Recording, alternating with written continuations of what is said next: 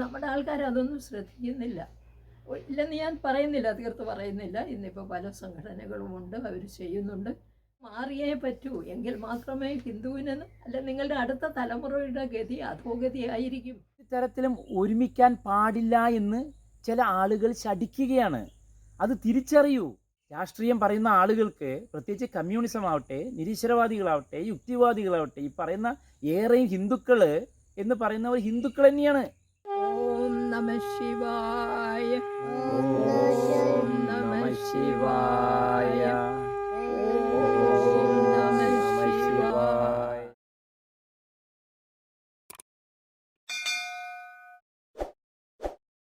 നമസ്തേ. ഞാൻ രാധാകൃഷ്ണൻ നമ്പൂതിരിപ്പാടാണ്, നിലമ്പൂര് ത്രിമൂർത്തി ക്ഷേത്രം managing trustee. ഞാൻ ഇന്ന് പറയാൻ പോകുന്നത്, ഇന്ന് നമ്മുടെ ഈ ചാനലിലേക്ക് എത്തിയിട്ടുള്ള നമ്മുടെ നിലമ്പൂർ സ്നേഹാലയം അല്ലെങ്കിൽ പാഞ്ചജന്യം ട്രസ്റ്റിൻ്റെയും നിലമ്പൂർ ത്രിമൂർത്തി ക്ഷേത്രത്തിൻ്റെയും രക്ഷാധികാരിയായ ബഹുമാനിയായ AK രാജമ്മ ടീച്ചറാണ് മൂത്തേടം. ടീച്ചറമ്മ നമ്മുടെ ഈ ഒരു തലമുറയ്ക്ക് വേണ്ട സന്ദേശങ്ങൾ, ഹിന്ദു മതം നേരിടുന്ന വെല്ലുവിളികളാണ്. ആ വെല്ലുവിളികളെ കുറിച്ച് എന്താണെന്ന് ടീച്ചറമ്മ തന്നെ നമ്മളോട് പറഞ്ഞിരിക്കും.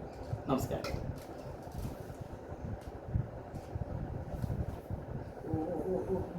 സദാശിവസമാരംഭ ശങ്കരാചാര്യമധ്യമ അസ്മദാചാര്യപര്യന്താം വന്ദേ ഗുരുപരമ്പരാം.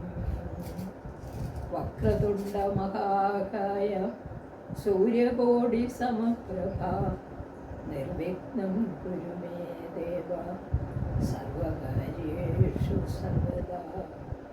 യാ കുന്ദേന്ദുതുഷാരഹാരധവള യാ ശ്വേതപദ്മാസനം യാ ശുഭ്രവസ്ത്രാവൃത യാ ബ്രഹ്മസുതശങ്കരപ്രഭൃതിഭിർദേവേ സദാ പൂജിത.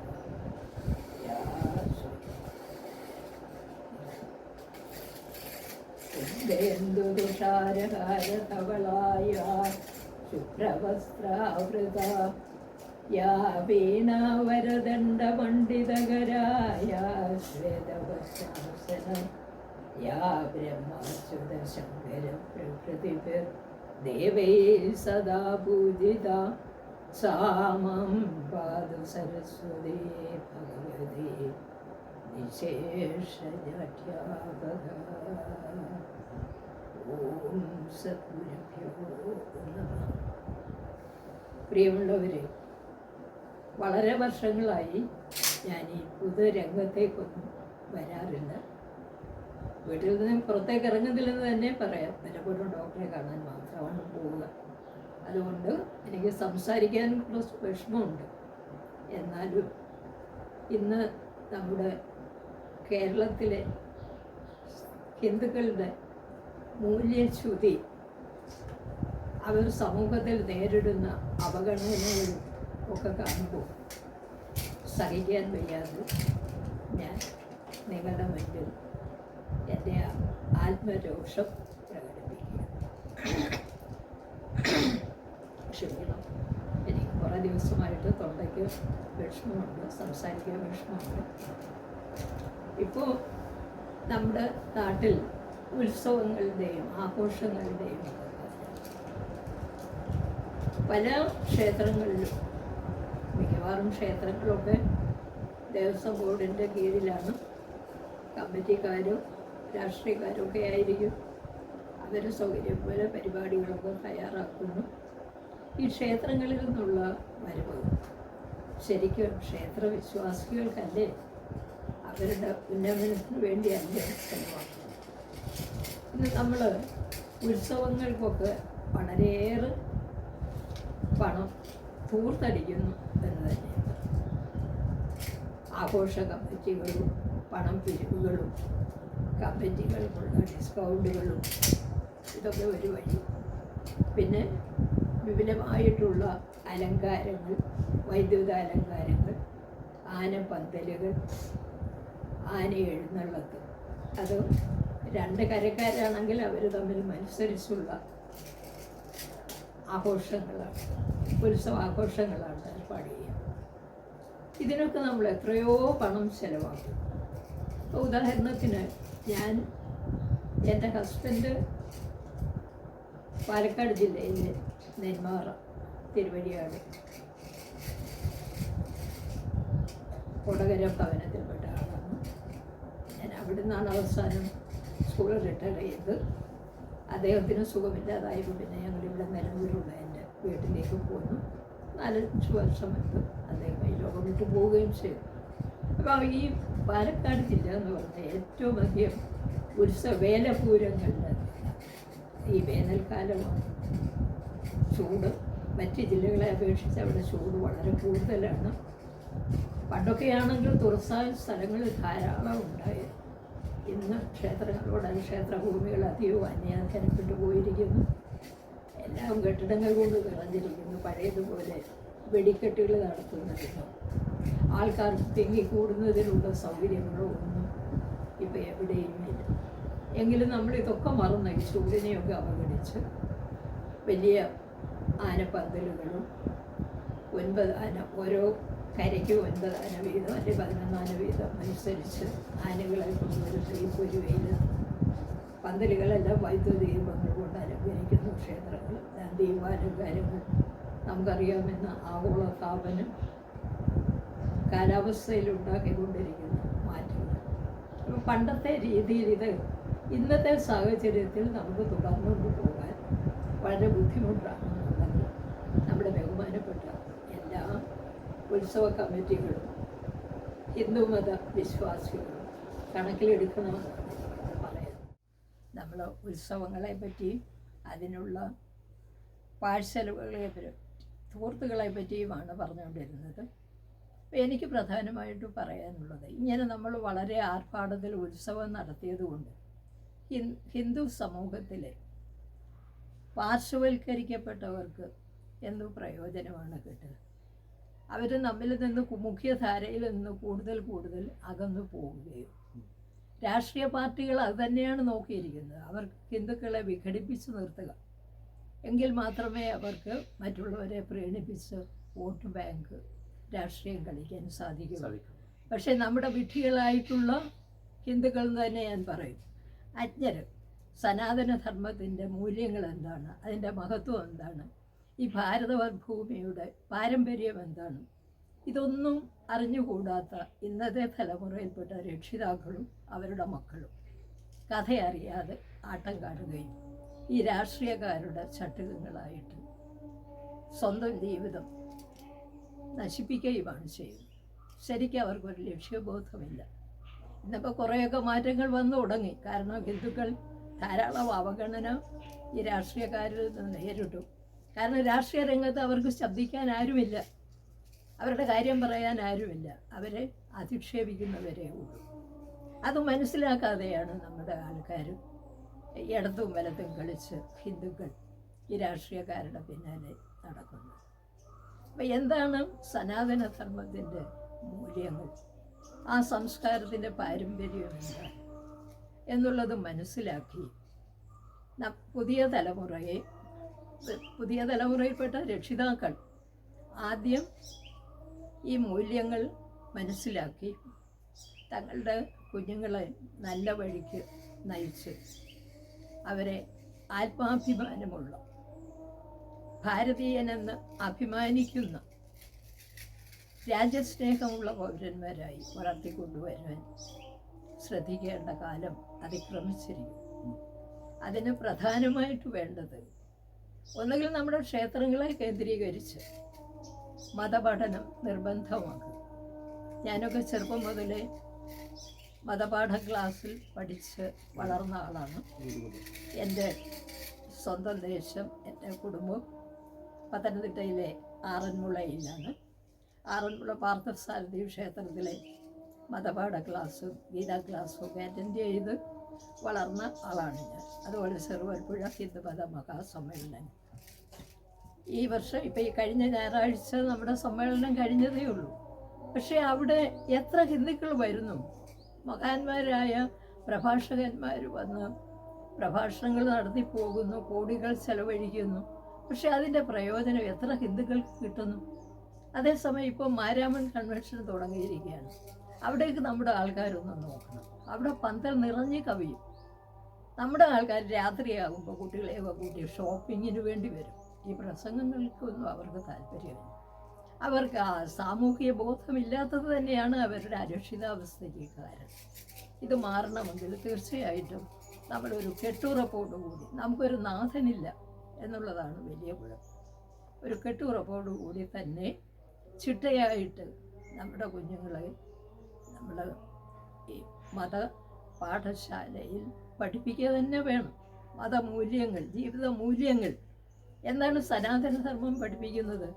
ഒരു മനുഷ്യൻ്റെ പ്രാഥമികമായിട്ടുള്ള കർത്തവ്യം അവൻ്റെ ആരോഗ്യം സംരക്ഷിക്കുക എന്നുള്ളതാണ്.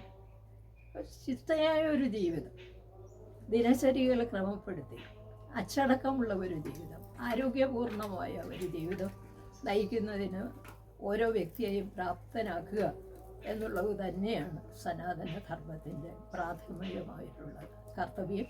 അതാണ് അനുശാസിക്കുന്നത്.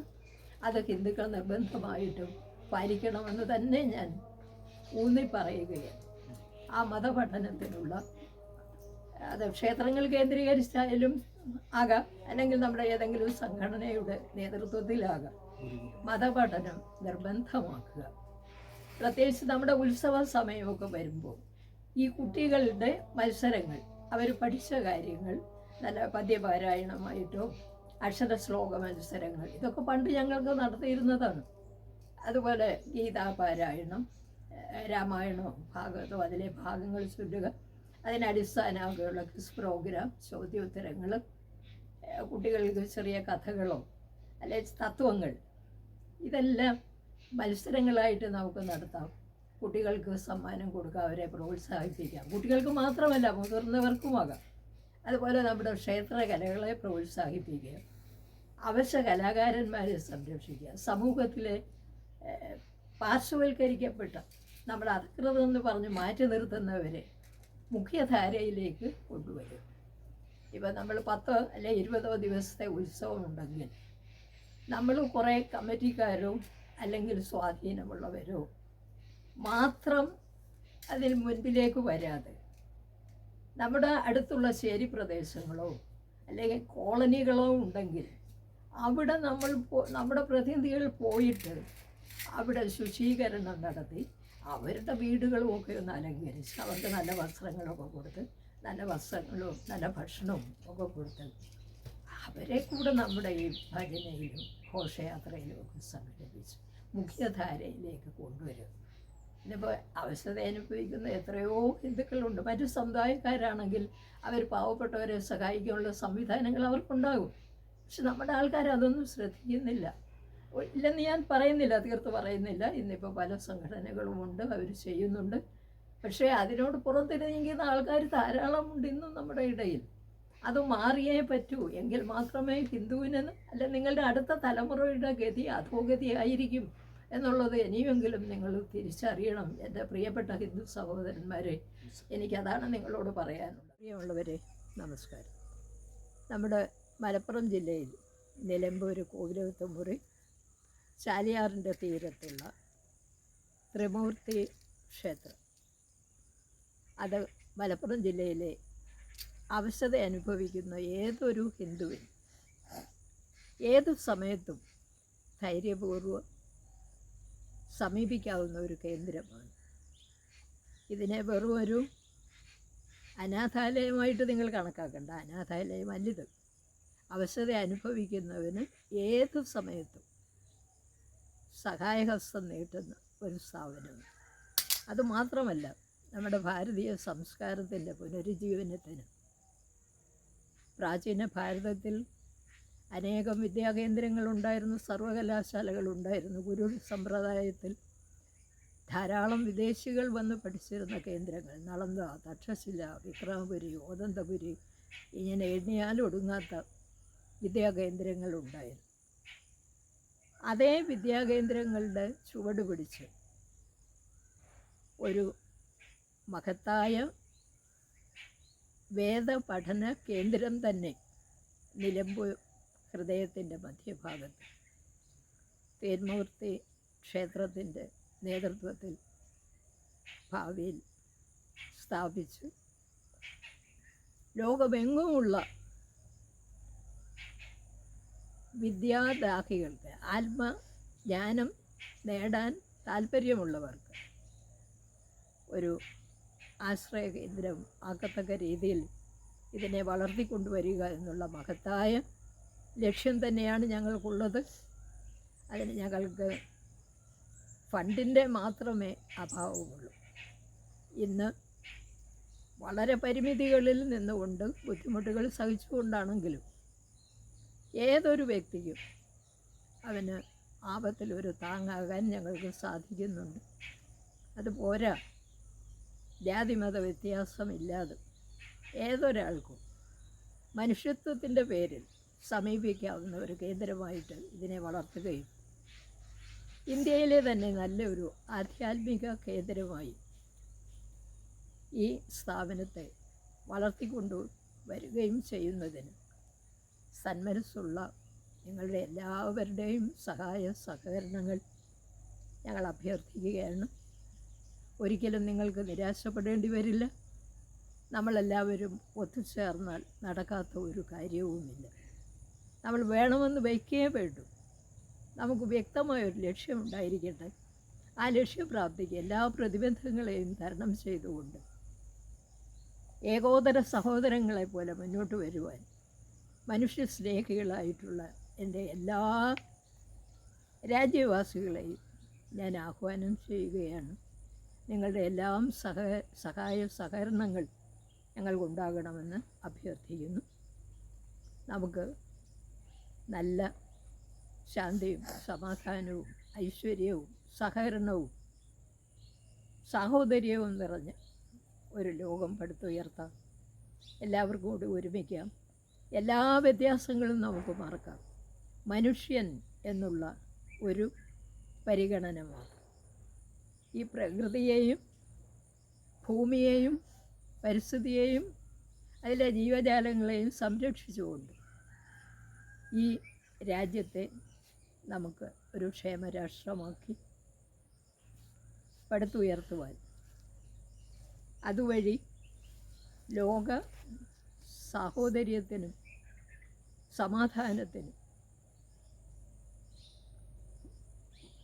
ഒരു നേർവഴി കാണിക്കുവാനുള്ള കേന്ദ്രമാക്കി ഇതിനെ വളർത്തിക്കൊണ്ടുവരുവാൻ എല്ലാവരുടെയും സഹായ സഹകരണങ്ങൾ ഞങ്ങൾ അഭ്യർത്ഥിക്കുന്നു. നന്ദി, നമസ്കാരം. വന്ദേ മാതരം. ഓം നമഃ ശിവായ. ഓം നമഃ ശിവായ. ഓം നമഃ ശിവായ. ഓം നമഃ ശിവായ. ഓം നമഃ ശിവായ. ഓം നമഃ ശിവായ. നമസ്തേ. ടീച്ചറമ്മ പറഞ്ഞ പോലെ ഹിന്ദുക്കൾ എത്ര പറഞ്ഞാലും തീരാത്ത, ഹിന്ദുക്കളെക്കുറിച്ച് പറഞ്ഞാൽ തീരാത്ത കാര്യങ്ങളാണ് ഇപ്പോൾ നടമാടിക്കൊണ്ടിരിക്കുന്നത്. ഒരു പറ്റം ആളുകൾ, പ്രത്യേകിച്ച് ഹൈന്ദവ സമുദായത്തിൻ്റെ അല്ലെങ്കിൽ മതത്തിൻ്റെ പുരോഗതിക്ക് വേണ്ടി പ്രവർത്തിക്കുമ്പോൾ അവരെ തളർത്താൻ മറ്റൊരു വിഭാഗം ഹിന്ദുക്കൾ തന്നെ. അതാണ് ഈ കാലഘട്ടത്തിൽ ഇപ്പോൾ നടന്നുകൊണ്ടിരിക്കുന്നത്. അതുകൊണ്ട് പ്രിയമുള്ളവരെ, ജാതിയുടെയും രാഷ്ട്രീയത്തിൻ്റെയും അതിപ്രസരം നമ്മൾക്ക് മാറ്റിവെച്ചുകൊണ്ട് നമ്മുടെ മതപരമായ ആചാരങ്ങളും അനുഷ്ഠാനങ്ങളും ഉത്സവങ്ങളും കൂട്ടായ്മയും എല്ലാം തന്നെ ഒത്തൊരുമിച്ച് നമുക്ക് നടത്തണമെന്നാണ് ഞങ്ങൾക്ക്, പ്രത്യേകിച്ച് ശ്രീ ബദ്രിനാഥ് നമ്പൂതിരി അവർക്കും ടീച്ചറമ്മയ്ക്കും എനിക്കും ഒക്കെ പറയാനുള്ളത്. അപ്പോൾ നമ്മളെ പരസ്പരം അകറ്റി നിർത്തുന്നത് ഒരേ ഒരു കാര്യമാണ്, രാഷ്ട്രീയമാണ്. എവിടെ തിരഞ്ഞു നോക്കിയാലും ഭക്തിയും ബഹുമാനവും വിനയവും ഇല്ലാത്ത വെറും നിരീശ്വരവാദത്തിൻ്റെ രാഷ്ട്രീയ കോമരങ്ങളെയാണ് നമുക്ക് ചുറ്റും. പിന്നെ എങ്ങനെയാണ് നമ്മൾ ഒന്നിക്കുക?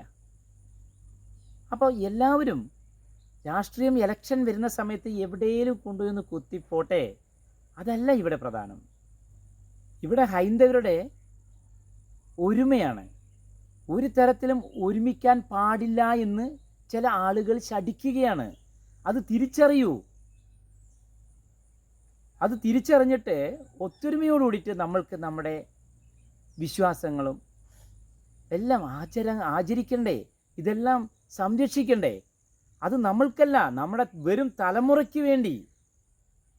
എല്ലാവരുടെ പേരിലും രാഷ്ട്രീയം പറയുന്ന ആളുകൾക്ക്, പ്രത്യേകിച്ച് കമ്മ്യൂണിസം ആവട്ടെ, നിരീശ്വരവാദികളാവട്ടെ, യുക്തിവാദികളാവട്ടെ, ഈ പറയുന്ന ഏറെയും ഹിന്ദുക്കൾ എന്ന് പറയുന്നവർ ഹിന്ദുക്കൾ തന്നെയാണ്. അവരുടെ പേരൊക്കെ ഹിന്ദു പേരുകളുള്ളവരെല്ലാം ഹിന്ദുക്കൾ തന്നെയാണ്. അതിലൊരു തർക്കം വേണ്ട. ഇതര മതസ്ഥർ എത്ര കമ്മ്യൂണിസം പറഞ്ഞാലും അതാത് വെള്ളിയാഴ്ച ദിവസങ്ങളിൽ ആ സഹോദരങ്ങൾ അവരുടെ ആരാധന നടത്തുന്നുണ്ട്, കൂട്ടായ്മയ്ക്ക് രൂപം കൊടുക്കുന്നുണ്ട്. ക്രിസ്ത്യാനികളാവട്ടെ അവരും അങ്ങനെ തന്നെയാണ്. എന്നാൽ ഹിന്ദുക്കൾക്കൊരു ദിവസമുണ്ടോ? ഉണ്ടെങ്കിൽ തന്നെ വല്ല പൂരമൊക്കെ ഉണ്ടെങ്കിൽ അടിയുണ്ടാക്കാനും പ്രശ്നം ഉണ്ടാക്കാനും പരസ്പരം നല്ല കാര്യങ്ങൾ ചെയ്യുമ്പോൾ എതിർക്കാനും പരിഹസിക്കാനും ഉപദ്രവിക്കാനും അല്ലാതെ എന്താണ് ഇങ്ങനെയൊക്കെ നടക്കുന്നത്? അതുകൊണ്ട് എല്ലാ ഹൈന്ദവരും ഒത്തൊരുമയോടുകൂടിയിട്ട് എല്ലാ കാര്യങ്ങളിലും ഒന്നിച്ച് നിൽക്കണം, ഇതര മതസ്ഥരെ പോലെ തന്നെ.